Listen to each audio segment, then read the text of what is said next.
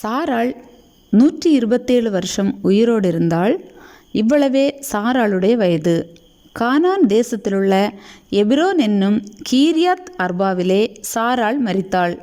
அப்பொழுது ஆபிரகாம் வந்து சாராளுக்காக புலம்பி அழுதான். பின்பு ஆபிரகாம் பிரேதம் இருந்த இடத்திலிருந்து எழுந்து போய் ஏத்தின் புத்திரரோடே பேசி, நான் உங்களிடத்தில் அந்நியனும் பரதேசியுமாயிருக்கிறேன். என்னிடத்தில் இருக்கிற இந்த பிரேதம் என் கண்முன் இராதபடிக்கு நான் அதை அடக்கம் பண்ணுவதற்கு உங்களிடத்தில் எனக்கு சொந்தமாக ஒரு கல்லறை பூமியை தர வேண்டும் என்றான். அதற்கு ஏத்தின் புத்திரர் ஆபிரகாமுக்கு பிரதியுத்தரமாக, எங்கள் ஆண்டவனே, நாங்கள் சொல்லுகிறதை கேளும். எங்களுக்குள்ளே நீர் மகா பிரபு. எங்கள் கல்லறைகளில் முக்கியமானதிலே பிரேதத்தை அடக்கம் பண்ணும். நீர் பிரேதத்தை அடக்கம் பண்ண எங்களில் ஒருவனும் தன் கல்லறையை உமக்கு தடை செய்வதில்லை என்றார்கள். அப்பொழுது ஆபிரகாம் எழுந்திருந்து ஏத்தின் புத்திரராகிய அத்தேசத்தாருக்கு வந்தனம் செய்து அவர்களோடே பேசி, என்னிடத்தில் இருக்கிற பிரேதம் என் கண்முன் இராதபடிக்கு நான் அதை அடக்கம் பண்ண உங்களுக்கு சம்மதியானால் நீங்கள் என் வார்த்தையை கேட்டு சோகாருடைய குமாரனாகிய எப்பெரோன் தன் நிலத்தின் கடைசியிலே இருக்கிற மக்பேலா எனப்பட்ட குகையை எனக்கு சொந்தமான கல்லறை பூமியாய் இருக்கும்படி தர வேண்டும் என்று அவரிடத்தில் எனக்காக வேண்டிக் கொள்ளுங்கள். அது பெருமான விலைக்கு அவர் அதை தருவாராக என்றான். எப்பெரோன் ஏத்தின் புத்திரர் நடுவிலே உட்கார்ந்திருந்தான்.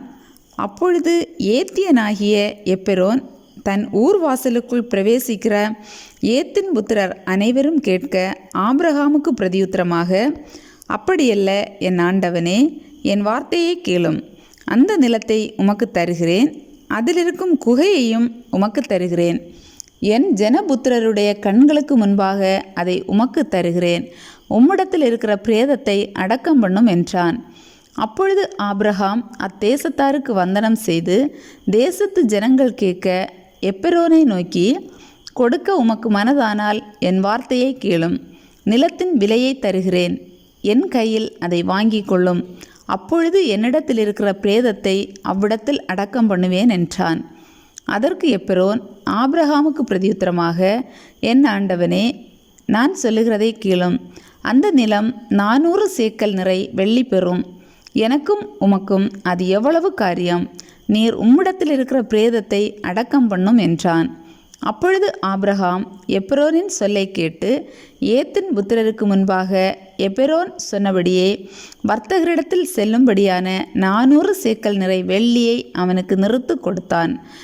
இந்த பிரகாரம் மம்ரேக்கு எதிரே மக்பேலாவிலுள்ள எப்பெரோனுடைய நிலமாகிய அந்த பூமியும் அதிலுள்ள குகையும் நிலத்தின் எல்லையெங்கும் சூழ்ந்திருக்கிற மரங்கள் அடங்கலும் அவனுடைய ஊர்வாசலுக்குள் பிரவேசிக்கும் ஏத்தின் புத்திரர் எல்லாரும் அறிய ஆபிரகாமுக்கு சொந்தமாக உறுதிப்படுத்தப்பட்டது. அதற்கு பின் ஆபிரகாம் தன் மனைவியாகிய சாராளை கானான் தேசத்தில் எப்பெரோன் ஊர் பூமியான மம்ரேக்கு எதிரே இருக்கிற மக்பேலா என்னும் நிலத்தின் குகையிலே அடக்கம் பண்ணினான்.